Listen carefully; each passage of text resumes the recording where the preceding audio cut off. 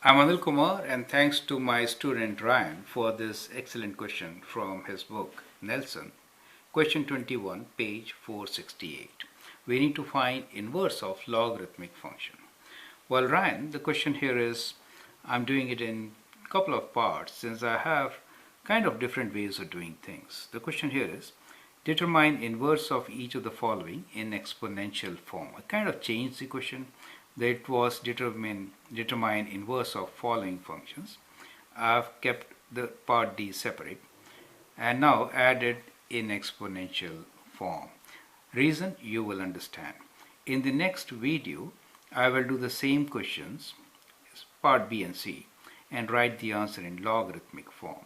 So when we really talk about inverse of an exponential function, then it is a logarithmic function by default.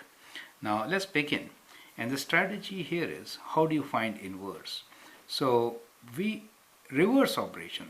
Remember doing inverse with reversing the operation, right? Reverse operation.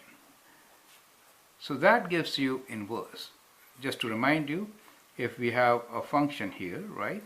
And if the input is x and the output you get is f of x, or as we say as y, in that case, what will the inverse function do?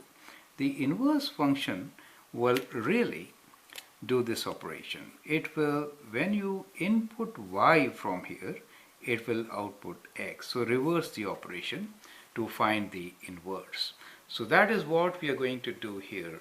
So we can write read and then write in the backward direction to get the inverse.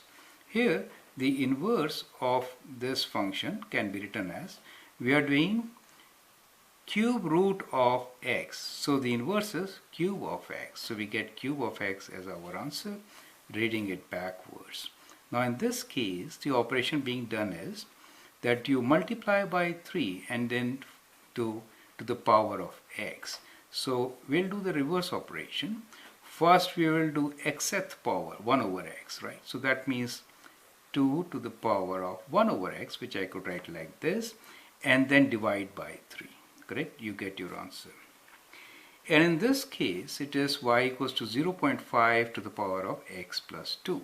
So we could do this as inverse and write this as the power here is x plus 2.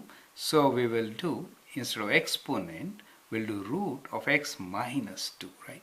So we'll do this as x minus 2 of 0.5 and get all our results as you desire. That is one way of solving it. In the next video, I will show you how to use logarithmic functions to answer these questions, since logarithmic functions were actually invented for this purpose, right? So look into the next video to understand how exactly we should find the inverse of such functions. Thank you and all the best.